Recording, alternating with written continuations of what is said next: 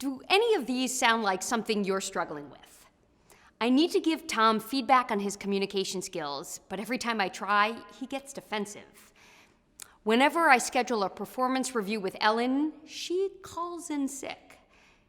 Jamie nods her head when I tell her how to think more strategically. She yeses me to death and promises she'll do better, but then nothing changes. Then you are dealing with somebody who doesn't take feedback well. When you notice the signs, stop giving performance-related feedback and start giving feedback specifically on how your colleague, direct report, manager, or client receives feedback. Here are 5 steps to approach the discussion. 1, get curious. You can't assume that the feedback receiver sees her behavior in the same way that you do. So instead of leading with lines as I'm sure you know, whenever I give you a performance review, you give me one-word responses. Acknowledge that you're expressing an opinion and you want to hear hers too. In our performance reviews, what are you typically thinking?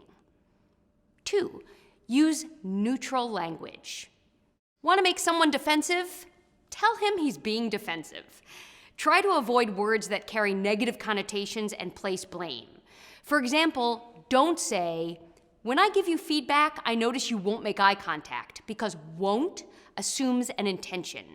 Instead say, when I give you feedback, I notice that you look at the floor. I'm curious to know what's going on for you.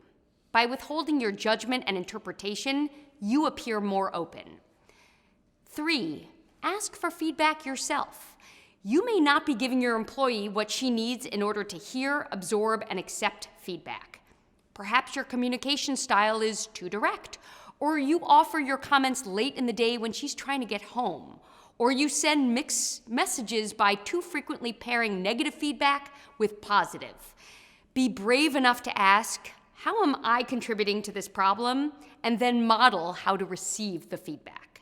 4, share a personal story.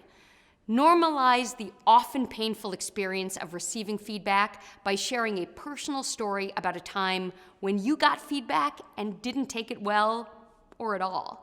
Share the impact of that experience, what you learned from it, and how you've changed as a result. 5, secure a commitment. Make a specific request for a behavior change, be open to counteroffers, and then come to agreement on the goal. You may say something like, so moving forward, here's what I'd like to see happen.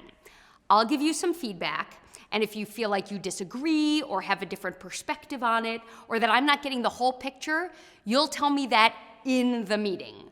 I'll agree to really listen to your take on the situation, and we'll come up with a plan together. Does that work for you? Your job in giving feedback isn't done when you give it. It's done when it's received, internalized, and applied. Offering feedback about how to receive feedback is an important step in making that happen.